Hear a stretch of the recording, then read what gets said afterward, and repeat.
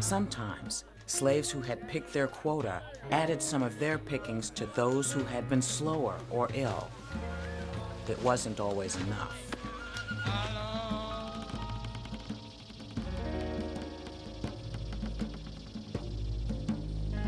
White folks sure would whip you in them days. They lay you flat on the ground on your face, then they stake you, and so you couldn't get through the ground, much less than get up and fly. Take every rag off of you and leave you plumb naked, and then they whip you till the blood come. They whip you straight like this, see? Straight up and down, and then they checker you. In other words, they beat you crosswise, and so your flesh would cut up in squares. You understand?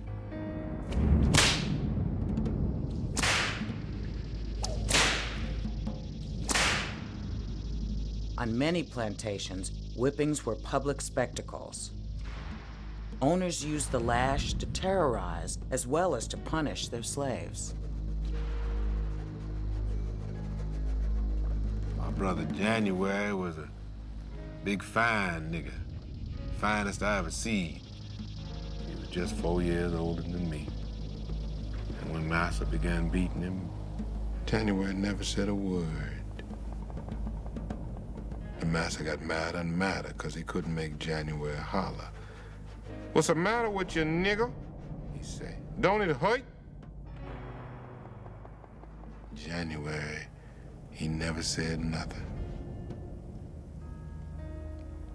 And the Massa keep a beating till little streams of blood started flowing down January's chest, but he never holler.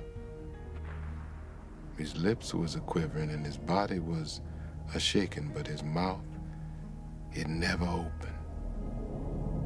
And all the while, I sat on my mammy and pappy's steps a-crying. The niggas was all gathered about and some of them couldn't stand it and they go inside their cabins. After a while, January, he couldn't stand it no longer himself. And he say in a hoarse, loud whisper, "Massa,